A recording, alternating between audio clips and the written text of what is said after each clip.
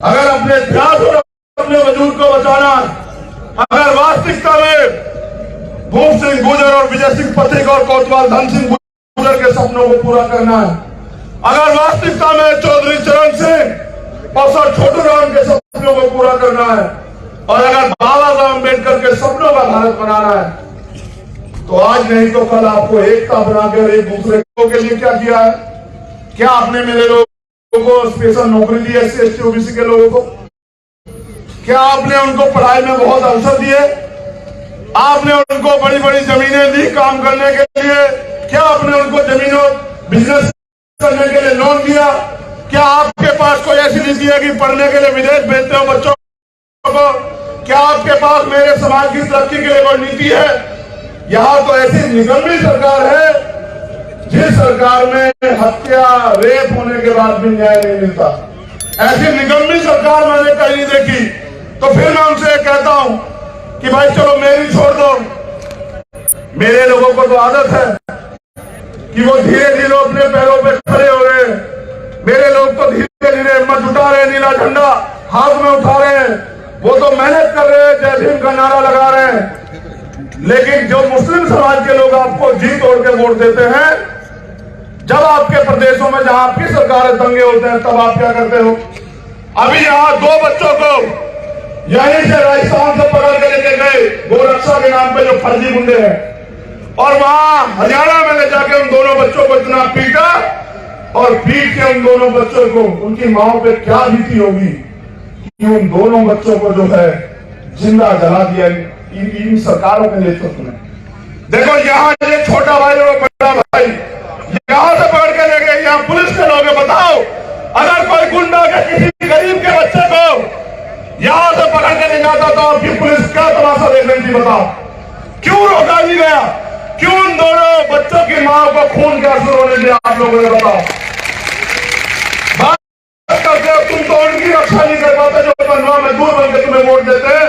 मेरे लोगों की रक्षा करोगे? नहीं, मेरे लोग अब अपने पैरों पर खड़े होंगे, अब अपने स्वाभिमान सम्मान की लड़ाई लड़ेंगे, अब भाईचारा पैदा करके गांव गांव में जाके जो तुम्हें वोट देकर तुम्हारी सरकार बनाकर तुम्हारे झूठे इरादों में नहीं आएंगे, भाईचारा पैदा करके SC ST OBC में जिस तरह से खेत में काम करते हैं, जिस तरह से क्षेत्र में काम करते हैं, जिस तरह से मेहनत मजदूरी करते हैं, अपनी पार्टी को भी आगे बढ़ाने के लिए काम करेंगे और अपने अधिकारों की सुरक्षा करेंगे।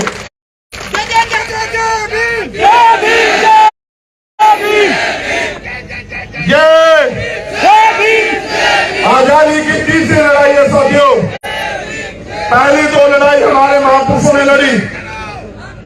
एक 1857 में जब मजदूरों को, महिलाओं को भारतीय संविधान में 26 जनवरी 1950 को समान अधिकार और आगे बढ़ने का अवसर मिला। और तीसरी आजादी कितने लोग मानते हैं? हाथ खड़ा करो। ये लोग नहीं मानते जो उधर बैठे अंदर, ठीक है, और अच्छा सुनो। तो ये कहा बाबा साहब अम्बेडकर ने कि मैं आज जो कुछ भी कर पाया,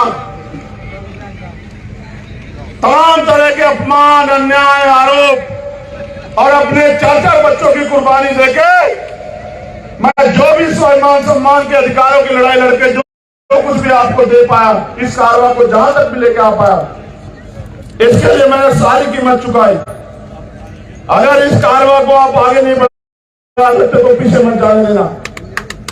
आज ये बताओ, बाबा साहब अम्बेडकर ने जो संविधान में अधिकार दिए वो एक एक करके खत्म किए जा रहे हैं।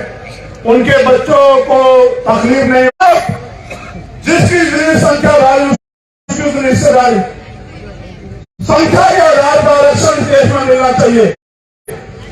उसको देने के लिए जातिगत जनगणना की जरूरत है। अगर वास्तविकता में यहाँ की सरकार इन वर्गों के लिए कुछ करना चाहती है तो बताओ, उसको जातिगत जनगणना करवानी चाहिए नहीं करवानी चाहिए? आप में से कितने लोग चाहते हैं जातिगत जनगणना हो? चलो बहुत बढ़िया।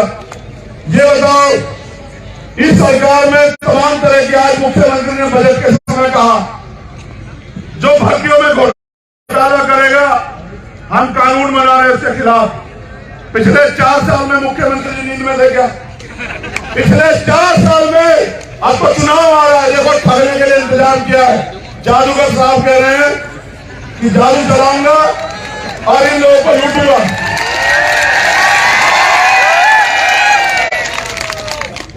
देखो पहली बात जान लो, मेरी लड़ाई अपने लोगों के लिए। अभी एक मेरी माँ चूमने लगी, मुझे आशीर्वाद देने लगी, कहीं मैंने मेरा शेर आ गया। देखो भैया शेर वेर का तो नहीं पता, क्योंकि वो तो जानवर होता है। अपने समाज को पैरों पे खड़ा कर पाए, स्वाभिमान सम्मान का जीवन दे पाए, हक अधिकारों के साथ जीना। खून बेच के, पिता खून बेच के पैसे देता। इनका जोर पेपर लीक करने वालों पे नहीं चलता साथियों, इनका जोर आपके भाई को कैद करने में चलता है। इसको ये करके ताकतवर समझते हैं। और मैं लड़ता क्यों नहीं बताऊं आपको, क्योंकि जिनसे कैद कराते हैं वो मेरे पुलिस के भाई भी मेरे अपने लोग हैं। नेताओं के बच्चे नहीं कर रहे नौकरी एक दो को छोड़ के, मैं उनसे क्या लड़ूं? ये चाहते हैं मैं उनसे लड़ूं। इसलिए मैंने समझा इस लोकतंत्र में संविधान के जरिए कि अगर कहीं सबसे ज्यादा ताकत है तो वो सत्ता में है। अब हमारे लोगों को तय करना है कि वो इन सरकारों से, निकम्मी गूंगी बहरी बेईमान सरकारों से मांगने का काम करेंगे, अपने पैरों पर खड़ा हो। अगर अपने पैरों पे खड़े हो जाओगे साथियों, तो किसी के आगे हाथ नहीं फैलाना पड़ेगा। जब पेपर एसडीएम बने, तहसीलदार बने, डॉक्टर बने, इंजीनियर बने, जब पेपर लीक होता तो आपका खून भी जो है ना, उसमें भी जो है उबाल आता होगा, आपको भी तकलीफ होती है।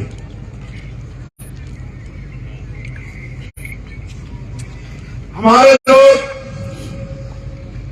70 साल से ज्यादा इंतजार करते रहे कि उनकी बुनियादी समस्याएं खत्म हो, लेकिन गरीबों की कोई वैल्यू ही नहीं है। गरीबों को लोग इंसान ही नहीं मानते, गरीबों की समस्या को समस्या ही नहीं मानते, कि उनको लूट के अडानी अंबानी को दे रहे हैं। लेकिन जब उनके मुख्यमंत्री यहाँ अडानी अंबानी की तारीफ करते हैं तब तो कुछ नहीं होता। जब वो यहाँ उनको जमीन देते हैं या बिजनेस करने के, फैक्ट्री लगाने के अवसर देते तब तो कुछ नहीं होता। हमें समझना पड़ेगा कि अगर हम जो काम कर रहे हैं, उत्तर प्रदेश में हमने अपने संगठन को मजबूत कर लिया, बड़ी मजबूत कर लिया। जब जो रोटी को है, रोटी आधी रोटी तोड़ के, आधी रोटी खिला के वो साधन जुटा के वहां भी आंदोलन को मजबूत कर लिया। अब बाकी जिम्मेदारी राजस्थान के कंधों पे। राजस्थान अगर पब्लिक भूमिका नहीं अदा करेगा, और जो हमारे नेता लोग हैं, मेरे लिए जरा सा भी प्रेम है, मेरे और महापुरुष मेरे छोड़, चलो मैं तो एक अजना सा सिपाही हुआ महापुरुषों के आंदोलन। अगर आपके मन में महापुरुषों के नाम देंगे, मैंने यहाँ अपना खून पसीना बहा आप लोगों के साथ खड़े। कभी निराश किया के बताओ राजस्थान के लोग, कोई एक बताओ कि मैं दिल्ली में पढ़ के चैन से लोग चाहते हैं हाथ खड़ा करो।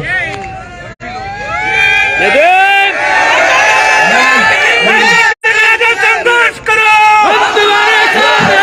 आखिरी बात, बहुत कांटे पे आगे बात, उनकी आवाज जब निकले तो सरकारों की दरख्तें काटनी चाहिए, सरकारों की जड़ें काटनी चाहिए। ये भेड़ बकरी जैसी आवाज मत सुनाया करो मुझे, ये आवाज नहीं दी मैंने आप लोगों को। अब मैं ये कह रहा हूं,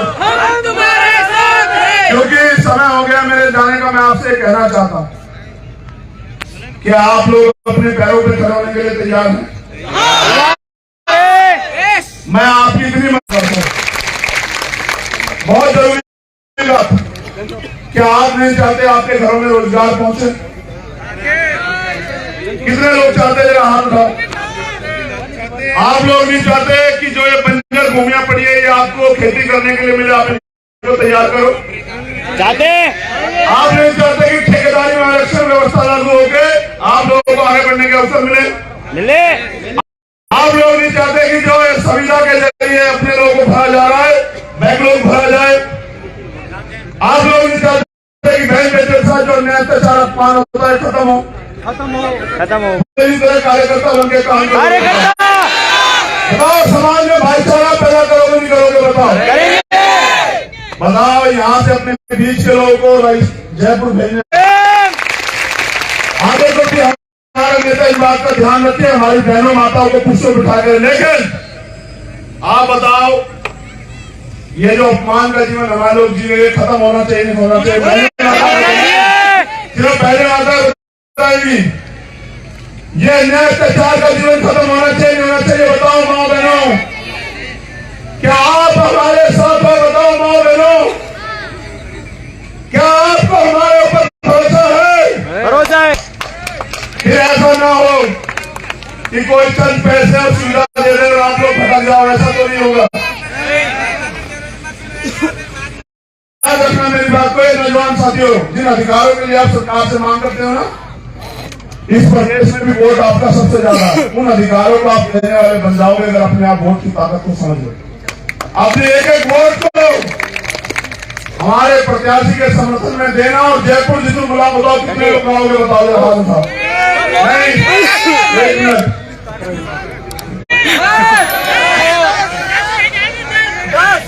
ना पैसा दूंगा ना घोड़ा गाड़ी दूंगा, नहीं चाहिए।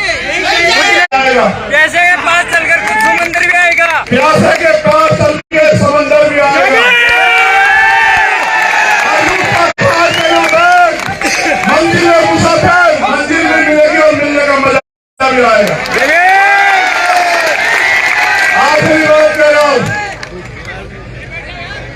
इस संविधान की रक्षा करनी है, इसको लागू कराना है। तो संघर्षों के साए में संघर्ष जवानी बनती है और अभ्यास उधर झुक जाता है जिसको जवानी चलती है। आपकी जय हो, आपके आंदोलन की जय हो। आप सबके लिए मंगल कामनाएं। जय भीम, जय भारत।